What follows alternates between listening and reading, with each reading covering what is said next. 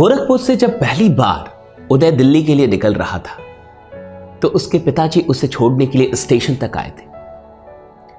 तब उसके पिताजी ने उससे जाते वक्त एक बात कही कि बेटा याद रखना कि तुम्हारे पिता कोई ऑफिसर नहीं है और तुम्हें पता है कि मैं एक प्राइवेट कंपनी में एक छोटी सी नौकरी करता हूं और उसमें जितने मुझे पैसे मिलते हैं उसमें यह संभव नहीं था कि मैं तुम्हें दिल्ली पढ़ने के लिए भेज पाऊं, लेकिन मैं ऐसा सिर्फ इसलिए कर रहा हूं कि मुझे तुम पे बड़ा विश्वास है कि तुम मेरे सपने को पूरा करोगे और तुम जरूर एक सरकारी नौकरी लेने में सफल होगे।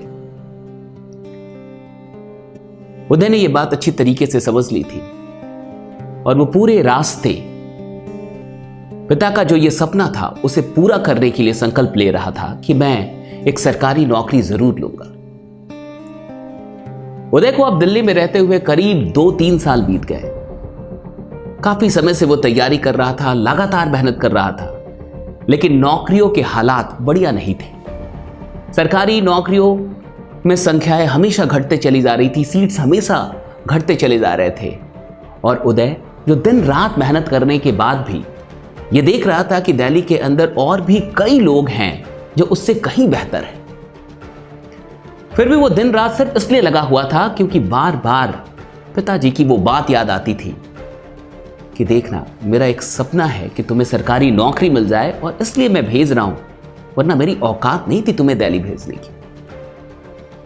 जब 2.5-3 साल बीत गए तो उदय को ऐसा लगा कि अब तो उसे कुछ करना चाहिए। वो कब तक पिताजी से पैसा लेगा, उसे सेल्फ डिपेंडेंट होना चाहिए। और जब सरकारी नौकरियों में कोई खास भविष्य और कुछ खास उम्मीद उसे नहीं दिख रही थी तब वो कुछ ना कुछ तलाश कर रहा था। तभी उसी बीच उसे नेटवर्क मार्केटिंग का प्लान मिला। उदय को वो चीज बहुत अच्छी लगी।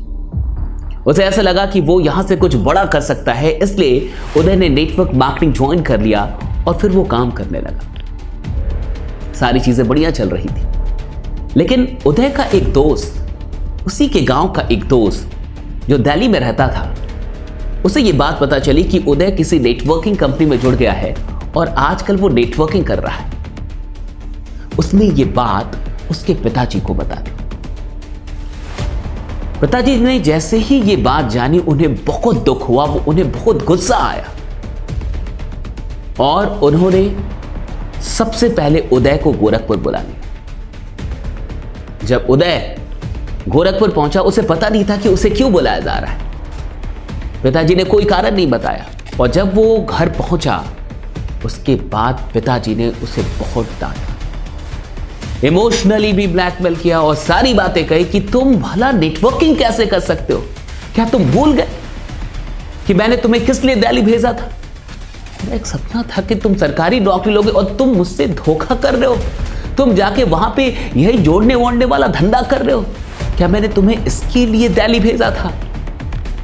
उदय को 2-4 हाथ भी पड़े, बहुत सारी डांट पड़ी और पिताजी ने उसे फाइनली ये कह दिया कि अगर तुम्हें दिल्ली जाना है तो मेरी एक शर्त है कि तुम इन सारे कामों को छोड़ दोगे और अगर दिल्ली जाओगे तो सिर्फ और सिर्फ अपनी तैयारी के लिए जाओगे।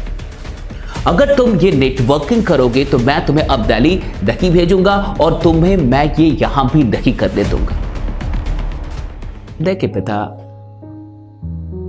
को ऐसा लगता था कि अगर ये नेटवर्किंग करेगा तो इसकी जिंदगी बर्बाद हो जाएगी, ये फिर कहीं का नहीं रहेगा और इसका करियर बिल्कुल बर्बाद हो जाएगा और कुल मिला के इसकी जिंदगी में कभी कोई सफलता नहीं मिलेगी इसे। उदय ने अपने अपलाइंस को ये सारी बातें बताई। अपलाइंस ने उदय को सजेस्ट किया कि देखो अभी एक काम करो, क्योंकि तुम्हारे पिता अभी ये समझने के लिए तैयार नहीं है, इसलिए अभी तुम झूठ बोल दो और झूठ बोल के दिल्ली आ जाओ। उदय को एक पल के लिए लगा कि मैं झूठ कैसे बोल सकता हूं। फिर जो अपलाइंस थे उन्होंने ये समझाया कि आखिर तुम ये काम किसके लिए कर रहे हो? क्या ये काम तुम सिर्फ अपने लिए कर रहे हो या अपने परिवार के लिए कर रहे हो? कर तो तुम अपने ही परिवार के लिए रहे हो ना। अगर तुम आज सच बोलते हो तो तुम्हारे पिताजी तुम्हें दिल्ली नहीं आने देंगे और ना ही वो वहां तुम्हें नेटवर्क मार्केटिंग करने देंगे। सो फाइनली तुम्हारे जो भी सपने हैं अपने लिए और अपने परिवार के लिए तुम्हें वो सब कुछ छोड़ना होगा। इसलिए अच्छा होगा कि आज तुम एक झूठ बोल लो, क्योंकि ये झूठ तुम अपने ही परिवार के लिए बोल रहे हो। उदय को बात समझ में आई और उदय ने फाइनली ये झूठ बोल लिया कि ठीक है पापा, मैं वहां जाऊंगा, लेकिन इस बार मैं नेटवर्किंग नहीं करूंगा, मैं सिर्फ और सिर्फ अपनी पढ़ाई करूंगा। उदय दिल्ली आ गया, लेकिन जैसा कि आप जानते हैं उदय ने अपनी पढ़ाई तो जारी रखी, लेकिन नेटवर्क मार्केटिंग भी करना नहीं छोड़ा। वो दिन के 2-3 घंटे निकाल के नेटवर्क बनाने पे ध्यान देता था और बाकी के समय में वो सेट प्रैक्टिस किया करता था।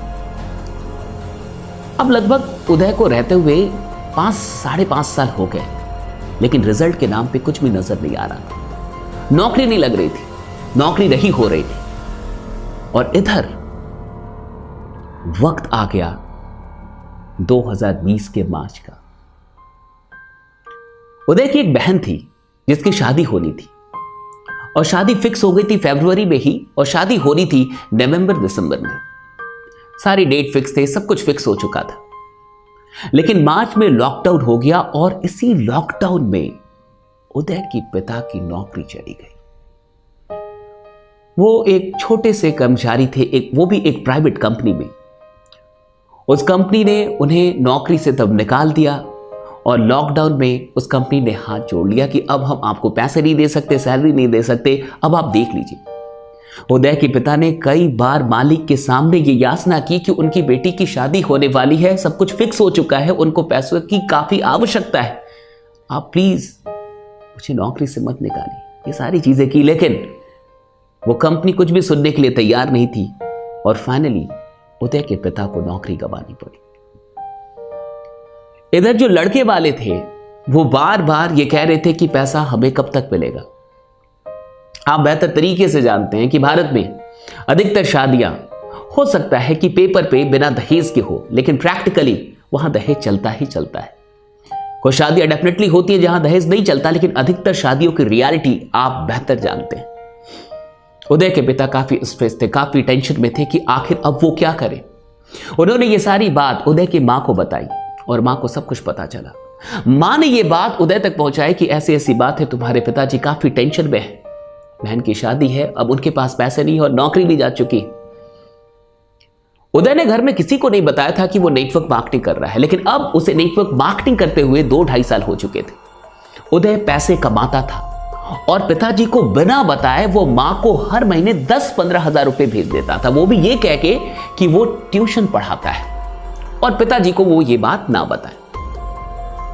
इस तरीके से वो मां को 10-15 हजार रुपए जरूर भेजता था, लेकिन बाकी के पैसे वो सेव कर रहा था, क्योंकि उसे डर था कि अगर पिताजी जान गए तो वो उसे फिर से दिल्ली में रहने नहीं देंगे और उसे घर वापस बुला लेंगे। उसने मां से कहा कि मां तुम टेंशन मत लो, मेरे पास कुछ पैसे हैं और बहन की शादी होगी, पिताजी से मेरी बात कराओ। पिताजी से उसकी बात हुई और उसने कहा कि पापा आप टेंशन मत लीजिए, मेरे पास कुछ पैसे हैं, मैं आपको पैसे भेजता हूं, कल आप बैंक में जाके उन पैसों को निकाल लीजिए। पिताजी को लगा कि कितने पैसे होंगे, 20,000, 30,000, 50,000, लेकिन इससे क्या होने वाला है। लेकिन फिर भी वो नेक्स्ट डे बैंक पहुंचे और उदय ने जो पैसे भेजे थे वो कुल मिला के 5 लाख रुपए थे। उदय के पिताजी को विश्वास ही नहीं हुआ, उन्हें लगा कि आखिर इतने पैसे वो कैसे भेज सकता है, वो आखिर कर क्या रहा है। उन्हें डर भी हुआ कि कहीं वो गलत काम तो नहीं कर रहा। वो घर आके उदय को कॉल करते हैं, वो सारी चीजें पूछते कि तुम्हारे पास इतने पैसे कैसे आए, तुम क्या कर रहे हो, आखिर कहीं तुम गलत काम तो नहीं कर रहे हो। फिर उदय ने फाइनली उन्हें सब कुछ सच बताया कि पापा 2-2.5 साल पहले आपने मुझे बुलाया था और आपने मुझे डांटा भी था, और आज मैं आपसे झूठ नहीं कह सकता, आज मैं आपसे सच बता रहा हूं कि मैंने नेटवर्क मार्केटिंग नहीं छोड़ी थी। आपने कहा तो था कि तुम छोड़ दो, लेकिन मुझसे छोड़ा नहीं गया। सरकारी नौकरियों की स्थिति में देख रहा था, खुद की भी स्थिति में जानता हूं, इसलिए मैंने ये काम तो जारी रखा, लेकिन मैंने आपको बताया नहीं। आज जो भी पैसे मैंने आपको भेजे हैं मैंने वहीं से सेव किए थे, और अभी मेरी मंथली कमाई भी 50,000 से ऊपर है, लेकिन मैंने कभी आपको बताया नहीं। आपके संस्कार थे, मैंने पैसे गलत जगह पे कभी यूज नहीं किए, मेरे पैसे सब कुछ सेविंग थे। उदय के पापा को कुछ समझ में नहीं आता। वो कुछ देर के लिए बिल्कुल चुप थे कि मैंने तो इसी नेटवर्क मार्केटिंग के लिए से इतना डांटा था और आज इसी ने मेरे इज्जत को बचाया है। उन्होंने कहा कि लेकिन उदय इसमें तो करियर खराब हो जाता है, बुरी आदतें लग जाती हैं, ये सारी चीजें होती है और तुम्हारी पढ़ाई भी डिस्टर्ब हो गई होगी। तब उदय ने कहा कि नहीं पापा, आप जो सोच रहे हैं ऐसा नेटवर्क मार्केटिंग में नहीं होता, आपको गलत बताया गया है। मुझे कोई बुरी आदत नहीं लगी है और अभी भी मैं हर रोज 2 से 3 सेट्स भी बना रहा हूं, मैं अपनी पढ़ाई भी कर रहा हूं। आप जो नेटवर्क मार्केटिंग जानते थे, समझते थे, जो कुछ भी जिसके लिए आपने मुझे डांटा था, जब मैंने देखा कि वो नेटवर्क मार्केटिंग तो मैं करता ही नहीं हूं, तो फिर मैं क्यों छोड़ूं? इसलिए मुझे आपसे झूठ बोलना पड़ा और आपको बिना बताए मैंने इसे कंटिन्यू किया, मुझे माफ कर दीजिए। उदय के पापा काफी भावुक हो चुके थे। उन्होंने कहा कि बेटा, माफ तो तुम मुझे कर दो कि मुझे तुम्हें समझने में और इस सिस्टम को समझने में, इस नेटवर्क मार्केटिंग को समझने में बड़ी भूल हुई। और मैं तुमसे सिर्फ एक बात पूछना चाहता हूं, बाकी तुम घर आओ तो हम लोग बात करेंगे। ज्वाइनिंग कैसे होती है और तुमने अभी तक मेरी ज्वाइनिंग क्यों नहीं कर रही?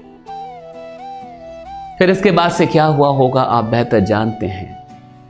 उदय के पिता जो ये सोचते थे कि नेटवर्क मार्केटिंग पूरी जिंदगी खराब कर देगी, इसी नेटवर्क मार्केटिंग ने उनकी जिंदगी में बहुत कुछ उन्हें दिया। कई बार माँ बाप को ऐसा लग जाता है कि उनके बच्चे गलत राह पे हैं, लेकिन यह सिस्टम इतना अच्छा है कि जो बच्चे गलत राह पे भी चल गए होते हैं, उसे भी ये सिस्टम उन लोगों को भी अच्छी राह पे ला देता है। दोस्तों, आपको ये कहानी कैसी लगी मुझे कमेंट करके जरूर बताइएगा। और मैं उन लोगों से ये कहना चाहूंगा जो नेटवर्क मार्केटिंग में नहीं है, जो गार्जियंस है, एक बात हमेशा याद रखिएगा, यह सिस्टम ऐसा चरित्र देती है जैसा चरित्र आप अपने बच्चों का कभी सपने में देखना चाहते हैं कि आपके बच्चे ऐसे हो। अगर आपके बच्चे कुछ बढ़िया कर रहे हैं तो उन्हें रोकिए मत। अगर आप उनका साथ नहीं भी दे सकते तो उन्हें अपना आशीर्वाद जरूर दीजिए, क्योंकि नेटवर्क मार्केटिंग आपके बच्चों को बढ़िया बनाती है, अच्छा संस्कार देती है, उन्हें कुछ सिखाती है और उन्हें जिंदगी में आगे बढ़ना, किस तरीके से आगे बढ़ा जाता है, ये सारी चीजें यहाँ पे सिखाई जाती है। बाकी मैं आपसे इतना ही कहूँगा कि आप हार मत मानिएगा, बने रहिएगा, जमे रहिएगा, क्योंकि आपका जीतना सुनिश्चित है। और इस वीडियो को हर एक इंसान तक पहुंचाना मत भूलिएगा। Thank you so much everyone.